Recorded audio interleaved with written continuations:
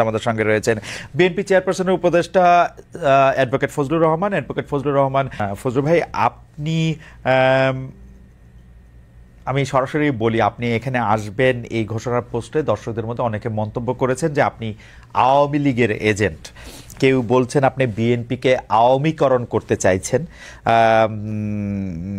আমাদের প্রশ্ন, আপনি যেভাবে বক্তব্য রাখছেন সম্প্রতি, এই বক্তব্য কি আপনার দল আপনাকে সমর্থন করছে কিনা বা আপনার দলের পক্ষ থেকে কেউ কোনো কিছু বলছে কিনা? অনেক সময় মনে হচ্ছে যে আপনি আওয়ামী লীগের ভয়েসে বা কণ্ঠে কথা বলছেন বা আওয়ামী লীগের সুরে সুর মিলিয়ে কথা বলছেন। ফজলু ভাই, আপনি যদি আমাদের একটু বলতেন। আমি আওয়ামী লীগের সুরে কথা বলি, আমার দলকে আওয়ামীকরণ করার চেষ্টা করছি, এত বড় মানুষ যে আমার কথায় বিএনপি আওয়ামী লীগের আওয়ামীপন্থী হয়ে যাবে, তাহলে তো আমার মতো এত বড় মানুষ আর এই দেশে নাই। আসলে আমি যদি আমার দলের বিরুদ্ধে কথা বলতাম, তাহলে তো আমার দল তো একদিন আমাকে জিজ্ঞাসা করতো। আপনারা কি কোনো পত্রিকায় বা কোনো টকশোতে বা কোনো ইউটিউবে দেখেছেন যে আমার দল আমাকে জিজ্ঞাসা করেছে যে আপনি কেন এইরকম কথা বলেন? কারণ আমি জানি আমার এই দলটি বিএনপি একটা লিবারেল ডেমোক্রেটিক ফ্রন্ট বা প্ল্যাটফর্ম, পার্টিও বলে অনেকে, লিবারেল ডেমোক্রেটিক। এই দলটি গড়ে উঠেছে একজন নেতার নামে বা একজন নেতা যার নাম শহীদ প্রেসিডেন্ট জিয়াউর রহমান। উনি দলটি প্রথমে উদ্যোগ নিয়ে গঠন করেছিলেন, তখন আমি ওই দলে ছিলাম না। এটা না থাকাটা কোনো অপরাধ না। আমি তখন ছাত্রলীগের প্রেসিডেন্ট ছিলাম বা ছাত্রলীগ করতাম বা আওয়ামী লীগ পন্থী বা বঙ্গবন্ধু, সেটা ভিন্ন ব্যাপার।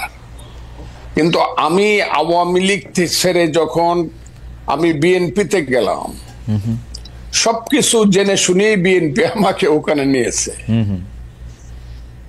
এবং বিএনপিতে যখন 2018 সনে আমাদের নেত্রী, দেশ নেত্রী বেগম খালেদা জিয়া জেলে চলে যাবেন 8ই ফেব্রুয়ারি 2018 সন, এর 5 দিন আগে 3রা ফেব্রুয়ারি লা মেরিডিয়ানে একটা মিটিং হয়েছিল উত্তরায়। ওখানে বাংলাদেশে শুধু আমাদের নেত্রী, দেশ নেত্রী বেগম খালেদা জিয়া সবাইকে বলেছে, আমি শুধু আজকে একজনের বক্তব্য শুনবো, ফখরুল ইসলাম আলমগীর, তুমি অ্যাডভোকেট ফজলুর রহমানের নাম ঘোষণা করো। কাজে যিনি সব আমার মাথার উপরের সমস্ত স্থায়ী কমিটির নেতাকে রেখে শুধু ফজলুর রহমানের বক্তৃতা শুনতে চায়, আমার কথায় দলের ক্ষতি হবে এবং দল আমার কাছে জানতে চাবে আমি কি বলেন। না, এটা দর্শকদের কথা। আমাদের মনে হয় যে আমি ওই দর্শকদেরকে চিনি। আমি যেদিন থেকে মুক্তিযুদ্ধের পক্ষে কথা বলা শুরু করলাম, সেদিন থেকে প্রধানত আলবদর রাজাকারের ছেলেরা এবং নাতিরা, তারা সব মিলিতভাবে আমার বিরুদ্ধে কথা বলা শুরু। এর আগে আমি সবারই কিন্তু সবচেয়ে জনপ্রিয় ছিলাম। আচ্ছা, এই দেশে যে এই যে 5ই আগস্টের আন্দোলন হয়েছে, আমি চ্যালেঞ্জ করলাম, মাসুদ স্বীকার করে, আমার সন্তান তুল্য স্বীকার করবে জানি না, দেশের ভিতরে আমি হাসিনা সরকারের বিরুদ্ধে যা করেছি এবং বলেছি, কোন বাপ কা বেটার সেই বুকের পাটা নাই, প্রত্যেক মুহূর্তে মৃত্যু চিন্তা করে সব কথাগুলো আমি বলেছি। ঠিক আছে ফজলু ভাই, আমি শুধু 2-3টা জিনিস একটু খালি ক্লিয়ার হওয়ার জন্য। এক হচ্ছে যে আমিও আপনার সাথে একমত যে হয়তো আপনার কথাগুলি জামায়াতের এগেনস্টে গেলে জামায়াত এবং তার ছাত্র সংগঠনের লোকেরা নানা ধরনের কথা বলতে পারে। আমি শুধু 2-3টা জিনিস একটু কুইকলি জানতে চাই। 90-এর গণ আন্দোলনের পরে 3 জোটের রূপরেখাতে যখন ছিল কোনো দলই স্বৈরাচার বা রাজাকারদের কাউকে নিবে না, বিএনপি সবার আগের থেকে গিয়ে যখন তাদেরকে নিল বা 2001 সালে যখন তাদেরকে পতাকা দিল গাড়িতে, তখনও কি আপনি একইভাবে প্রতিবাদ করেছিলেন? আমি প্রতিবাদ করা না করার প্রশ্ন না, তখন আমি বিএনপি করতাম না। তখন আমি বাংলাদেশে কৃষক শ্রমিক জনতা লীগ নামে কাদের সিদ্দিকী সাহেবকে নিয়ে, বীরুত্তমকে নিয়ে আমি একটা নতুন দল করেছিলাম, যার নাম কৃষক শ্রমিক জনতা লীগ। এবং 2001 সনে আমি গামছা মার্কার নমিনেশন নিয়ে, গামছা মার্কা নিয়ে ইলেকশন করে আব্দুল হামিদের সাথে কন্টেস্ট করিয়া অনেকে বলে পাস করছিল, গণায় আমি ফেল করছিলাম, তাদের গণায়। ওকে, আমার কথাটা বুঝেন। আমার ওইটা আপনি দেখে নেন আমার সাথে গামছা মার্কা এবং নৌকা মার্কা ভোটের ডিফারেন্স কত ছিল। যা হোক, আমি সেটা বলতে চাই না। কাজে আমার তখন প্রতিবাদ করা না করা, আমি তখন আরেকটি রাজনৈতিক দল করতাম। এখন যদি আপনি আমাকে আইসা 26 বছর পরে জিজ্ঞাসা করেন আপনি প্রতিবাদ করছিলেন কিনা, আমি তো সেদিন বিএনপি করতাম। ওকে, এটুকু আমার জানার ছিল।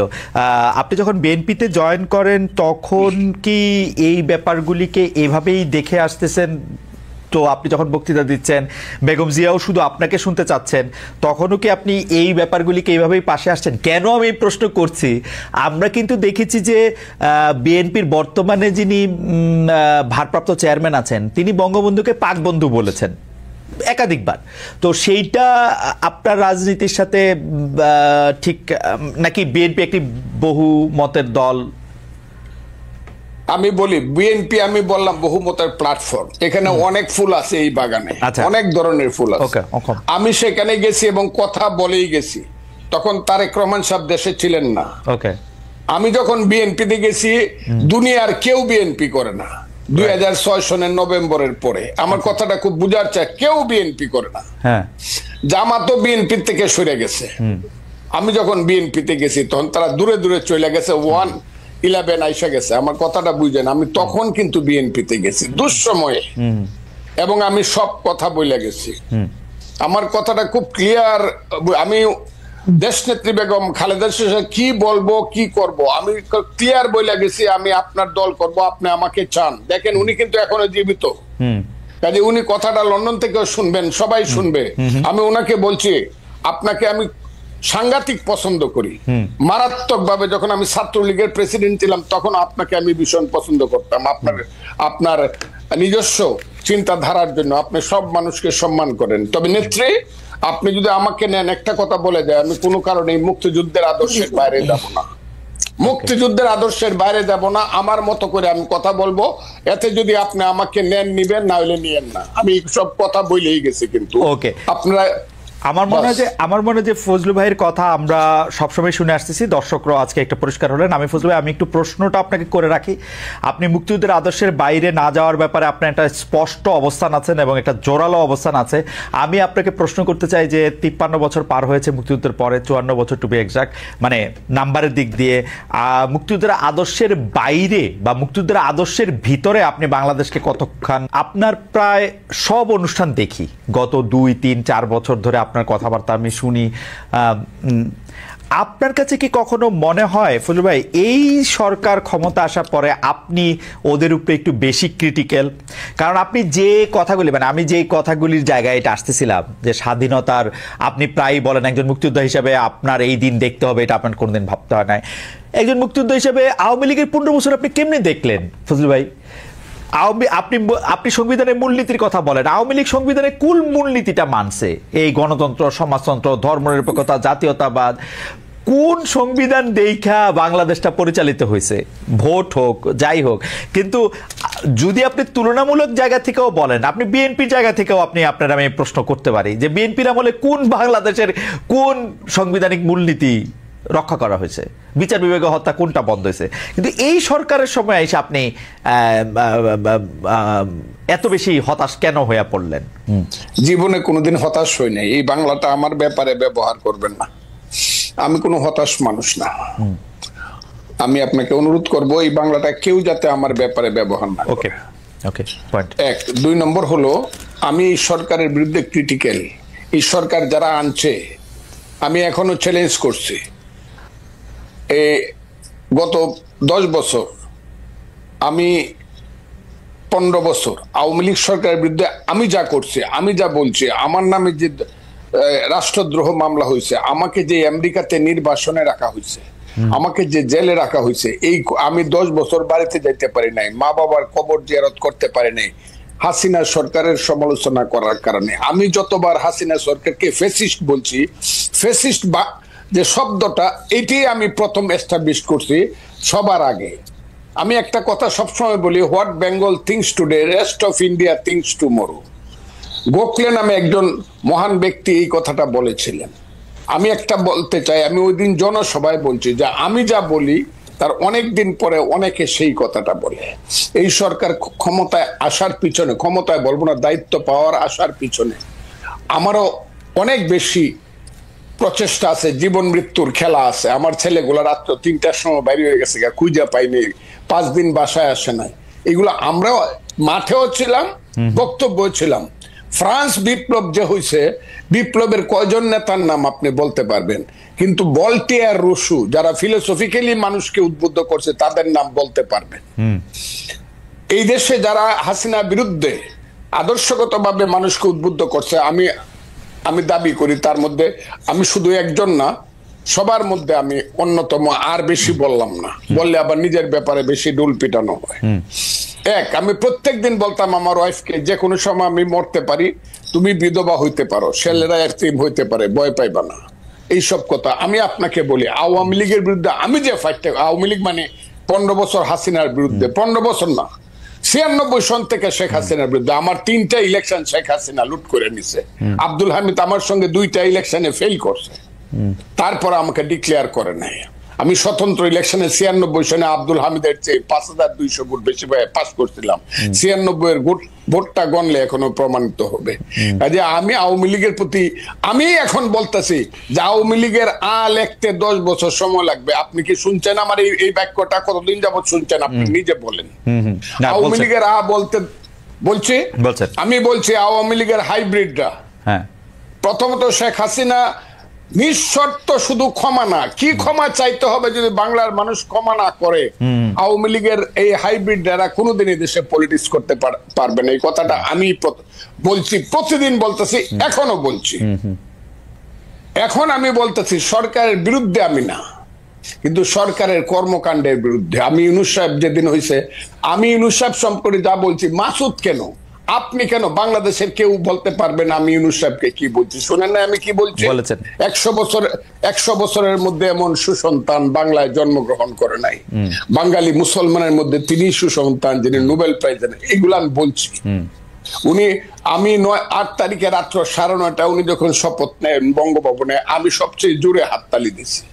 আমার কথা ছিল, এই বুঝি বাংলাদেশের পূর্বাকাশে কিছুটা সূর্য উদিত হলো এবং এখন থেকে সঠিক পথে লাইনটা যাবে।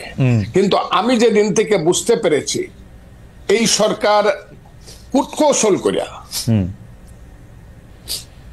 নন ইস্যুকে ইস্যু বানায়া, ফালতু বাজে কথা বইলা শুধু ক্ষমতাকে প্রলম্বিত করতে চায় বিনা নির্বাচনে, সেদিন থেকে টুকটাক কথা বলা শুরু করছে।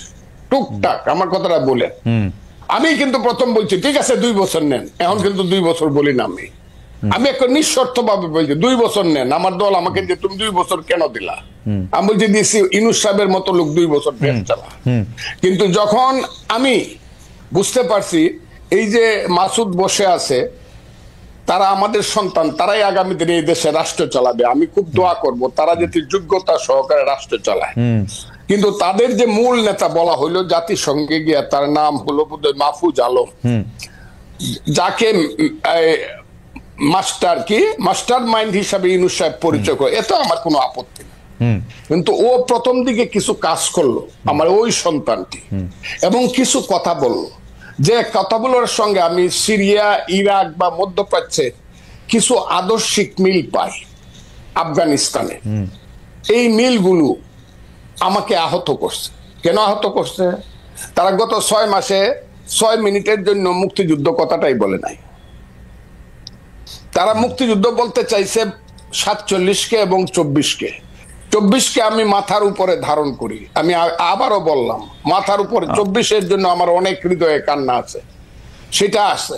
কিন্তু 47 আর 24-কে, 71-কে যারা বাদ দেয়, 71 হলো মুক্তিযুদ্ধ। এই মুক্তিযুদ্ধের পেট ছিঁড়েই বাংলাদেশের জন্ম। মুক্তিযুদ্ধ হলো বাংলাদেশের মা। কথাটা আমি বলি কিনা বলেন আপনি? না বলেন। মুক্তিযুদ্ধ না হইলে বাংলাদেশ হইতো না। যে মুক্তিযুদ্ধের পেট ছিঁড়ে বাংলাদেশ হলো, সেই বাংলাদেশের উপদেষ্টা হয়ে একজন তার মারে স্বীকার করতেছে না। মারে যে স্বীকার করতেছে না, সে তো সুসন্তান না। কিন্তু ফুলু ভাই, আপনি কি খেয়াল করেছেন যে 1 সপ্তাহ কম আগে জনাব মাহফুজ আলম একটা ফেসবুকে স্ট্যাটাস দিয়েছেন, যেটা শিরোনাম হচ্ছে মুক্তিযুদ্ধ মানে বাংলাদেশ? আমি শুনেছি। তাইলে ওই পেজটা উনি এই বিতর্কটা উনি সৃষ্টি, তাইলে আমি যদি বলি অবশেষে অরিন্দম কহিলা বিষাদে, আপনি যেটাকে লিবিয়া সিরিয়া ইরাক দেখতেছেন, সেটা কি আপনার কাছে মনে হয় এটা আপনার ইন্টারপ্রিটেশন আপনি এরকম দেখতেছেন? আমার ইন্টারপ্রিটেশন তাদের কথায় আমি আপনাকে বলি, তাদের কথায় আমি এরকম দেখতেছি। কেন দেখতেছি? এখন আবার কালকে দেখলাম তারা যে নতুন দল করবে, এটার যে কথাবার্তাগুলো তারা বলছে সব হলো লিবারেল ডেমোক্রেটিক পার্টির কথা। তা আপনি যদি সকালে একরকম কথা বলেন, দুপুরে একরকম বলেন, বিকালে একরকম বলেন, রাত্রে একরকম বলেন, তা আমরা আপনি একটা দেশকে কিভাবে পরিচালনা করবেন এবং কিভাবে একটা নতুন দল গঠন করিয়া। কিন্তু ফজলু ভাই, আপনি দেখতেছেন না, এরা তো একটা যুদ্ধের মধ্যে আছে। আসলে এই যুদ্ধ তো শেষ হয় নাই, এরা কিন্তু এখনো এই ভয় পাইতেছে। ফজলু ভাই, আপনার কিন্তু এই ভয় আপনি বহু আগে জয় করে আসছেন, যে এরা কিন্তু এই ভয় এখনো আছে যে একটা আওয়ামী লীগ সরকার আসলে তাদের কি করবে। এরা যখন মাঠে কাজ করতে যাচ্ছে, আপনি জানেন বিভিন্ন রাজনৈতিক দলের নেতাদের কিন্তু ওদের নানাভাবে মোকাবেলা করতে হইতেছে। বাংলাদেশের রাজনীতির মাঠে তাকানো, আমার কথাটা শুনতে হবে আপনাকে। চেতনার দিকে যদি আপনার ঘাটতি থাকে, চেতনায় ঘাটতি। জি, রাজনীতিতে প্রথম আসে ফিলোসফি, ইডিওলজি। রাজনীতির প্রথম কাজ হলো ফিলোসফি, ইডিওলজি। তারপরে আসবে understanding, feelings, realisation, theory and practice. Right. আপনি যদি ফিলোসফিতে বারবার ওই লেখেন যে 52 থেকে 24, 71টা বাদ দিয়ে যদি আপনি 21, ওই যে এটা কি বলে 21শে ফেব্রুয়ারি মাস করেন, আমার ভাইয়ের রক্তে রাঙ্গানো 21শে ফেব্রুয়ারি, আপনি 52 আর 24 করে ফেললেন, একাকারে পোস্টার করে ফেললেন, 71টা আপনি বাদ দিয়ে দিলেন। 71টা আপনাকে কি কামড়াইছে নাকি? যদি আপনি 71-এ না থাকেন, আমি ওদের সাথে থাকবো না। আর ছেলেরা যদি 71-এর সাথে থাকে, মুক্তিযুদ্ধের সাথে থাকে, বাংলাদেশের সাথে থাকে, যে ইয়েস বাংলাদেশ ঠিক আছে, 71 ঠিক আছে, তাদের যে নেতা, বাংলাদেশের নেতা শেরে বাংলা একে ফজলুল হক, হুসেন শহীদ সোহরাওয়ার্দী, মৌলানা আব্দুল হামিদ খান ভাসানী, শেখ মুজিবুর রহমান, আতাউল গনি উসমানী, সামরিক নেতা, I do hereby declare the independence of Bangladesh on behalf of our great leader Bangabandhu Sheikh Mujibur Rahman, সেই মেজর জিয়া, সেই খালেদ মোশাররফ, সেই 11টা সেক্টর মুক্তিযুদ্ধকে যদি তারা মানে, আমি কোন ক্ষমতার দ্বারে তো আমি আপনি শুনছেন বোধহয়, আমি বলছি আমাকে প্রধানমন্ত্রী দিল, আমি 10 দিনের সময় নিব যে আমার একটু চিন্তা করতে দেন, নিব কিনা। মন্ত্রী তো জীবনে কোনোদিন নিব, আমার এইগুলোর প্রতি কোনো খায়েশ নাই। তারা যদি এইটা মানে, ওই ছেলেরা দেশ চালাক তাদের নীতিগত ভাবে, কিন্তু মুক্তিযুদ্ধ না মানলে আমি যেই না মানবে তাদের বিরুদ্ধে থাকবো। ফজলু ভাই, আমি খালি ওদের ডিফেন্সে আমি বলতে চাই যে আজকে আমি দেখলাম যে সংস্কৃতি উপদেষ্টা ওই যে 71, 25 মানে 52 পরেই 52 পরে 24 এরকম 71 বাদ দিয়া কিনা, ওইখানে আমি দেখলাম যে পোস্টারের থিমের মধ্যে 71 আছে আসলে, কিন্তু যেটা সামনে কম আসছে, মানে এটা আছে 1 আর 2 হলো আমি 71 যার কম আছে, বাপের নামটা যার ছোট করে লেখে, শাসার নামটা বড় করে লেখে না, কিছু সে সুসন্তান না। কিন্তু ফজলু ভাই, এইটা কি ঠিক না যে আমরা আসলে যে রাজনীতির মধ্যে ওদেরকে আমরা পাইলাম, এই 71টা কারো কাছেই আসলে ওরকম চেতনার জায়গায় ছিল না। তারা তো 71কে ব্যবহার করছে, এটা বিএনপি বলি, আওয়ামী লীগ বলি, চূড়ান্ত ভাবে তো ব্যবহারই করছে। আওয়ামী লীগ তো বেচছে, বিএনপি করছে ব্যবহার। আপনারা অপমান করছেন কেন জানেন? হ্যাঁ, কারণ এই মাসুদদের নেতা, হ্যাঁ, সার্জিস আলম, ও আমার সন্তান। এগুলো শুনলে পরে ভাই যে কই মরতে ইচ্ছা করে। ও বলছে ইসলামিক ছাত্র শিবির ছিল এই আন্দোলনের ব্যানগার্ড। এই কথাটা ওরা আগে বললো না কেন? এই কথাটা বলতো তারা না। কিন্তু আমি জাস্ট বেনিফিট দেওয়ার জন্য ও ইসলামিক ছাত্র শিবির অনুষ্ঠানে গিয়া বলছে ইসলামিক ছাত্র শিবির আমাদেরকে সাহায্য করছে না, ও শহীদ মিনারে বলছে, ওদের মিটিং এ বলছে, সার্জিস নিজেদের মিটিং এ বলছে, ইসলামী ছাত্র শিবিরের মিটিং এ না। আমার তো ধারণা ইসলামী ছাত্র শিবিরের মিটিং এ বলছে। নো